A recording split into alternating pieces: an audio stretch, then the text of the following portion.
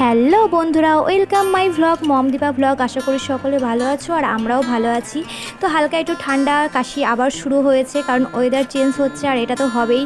তো আর এই দিকে দেখো, আমি আজকে কিন্তু ভীষণ ভীষণ ব্যস্ত, কারণ দুদিন পরেই কিন্তু রথ। তো রথের জন্য ঘরবাড়ি পরিষ্কার হচ্ছে। আরও অনেক দিন পরিষ্কার করা হয়নি। আমার ষষ্ঠীর আগেই কিন্তু আমি করেছিলাম ঘরবাড়ি পরিষ্কার, বাট রাস্তার পাশাপাশি যাদের বাড়ি তারা তো বুঝতেই পারো, প্রত্যেক দিন যদি এরকমভাবে ঝাড়ু মারা হয় তাহলে কিন্তু তোমার ঘরবাড়ি পরিষ্কার থাকবে, কিন্তু মাসে মাসে পরিষ্কার করা হয়, তাও মনে হয় ধুলো একদম পুরো হয়ে যায়। তো ভাবলাম যে সিংহাসনটাও পরিষ্কার করে নিই, অনেক দিন পরিষ্কার করা হয়নি। আর আমাদের বাড়িতে একটা ছোট্ট বেবি হয়েছে, তো যার জন্য আমাদের অনেক দিন পুজো টুজো করা হয়নি। তো সব কিছু যতক্ষণ পরিষ্কার করছি ভাবলাম তাহলে সিংহাসনটাও পরিষ্কার করে নিই। আর সামনেই তো রথ, তো আমার দিব্রসোনার রথটাও কিন্তু আমি পরিষ্কার করেই রাখবো, কারণ রথ তো চলেই এসেছে।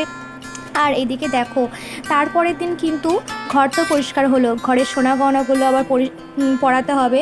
তো এইগুলো কিন্তু ভীষণ ঝামেলার জিনিস, ঘর ঝাড়ু করার সময় সব কিছু নামাতে হয়, আবার পরিষ্কার করে আবার সমস্ত কিছু যার যার জায়গায় সেইগুলো রাখতে হয়।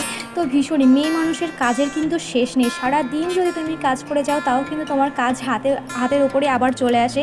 আর একদিন যদি একটু অলস করে শুয়ে বসে কাটানো হয়, পরের দিন মনে হয় যে একদম কাজের মধ্যে ডুবে গেছি। তো এইরকম কিন্তু আমার হয়, আর আশা করি তোমাদেরও হবে। বিশেষ করে যারা হাউস ওয়াইফ, যারা ঘরের সাফ সাফাই করো, তারা তো বুঝতে পারো, মেয়ে মানুষের কাজের কোনো শেষ নেই। তো এদিকে দেখো, আমি তোমাদের সাথে গল্প করতে করতে আমার বেড পরিষ্কার করা হয়ে গেল, আর এবার আমি শোকেসটা পরিষ্কার করে নিচ্ছি। আর কি বলবো, ঝুল ছাড়া হয়েছে, তার জন্য আরও বেশি ধুলো পড়েছে সব কিছুতেই। তো ভাবলাম যে সব কিছু পরিষ্কারই করে নিই। এদিকে জানলা টাল্লাগুলো কি বলবো আর। তো তারপরে আমার রুমটা পরিষ্কার করে চলে এসেছি পাশের রুমে।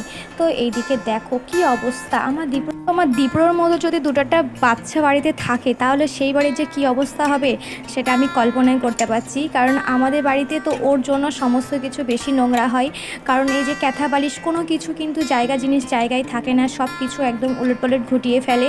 আর এখন তো খাটে উঠতে শিখে গেছে, যার জন্য আরও বেশি খাটের বিছানা, তারপরে বালিশ টালিশ, এই ঘরের জিনিস ওই ঘরে, কি বলবো, বাচ্চা থাকলে যেগুলো হয় আর কি। তো আর এইদিকে দেখো, তারপরে এইগুলোও কিন্তু আমার সব নামিয়েছিলাম, তো আবার পেপার পেতে সুন্দরভাবে পরিষ্কার করে যার যার জায়গায় রেখে দিচ্ছি। আর এদিকে দেখো আমার কিউট বরের ফটো, দেখো এটা হয়তো খুবই অল্প বয়সের ফটো। আর এই ফটোটা মাঝে মাঝে দেখলে ভীষণ হাসি পায়, কারণ কত রোগা ছিল আর এখন কত মোটা হয়ে গেছে। আর এদিকে দেখো আমার শ্বশুর শাশুড়ি মার ওটাও পরিষ্কার করে রেখে দিচ্ছি। আর এদিকে দেখো ব্রাদার ইন ল, তোমার খাটও কিন্তু আমি পরিষ্কার করে দিলাম। তো এই দেখো আমার সমস্ত কিছু পরিষ্কার করা হয়ে গেছে তোমাদের সাথে গল্প করতে করতে।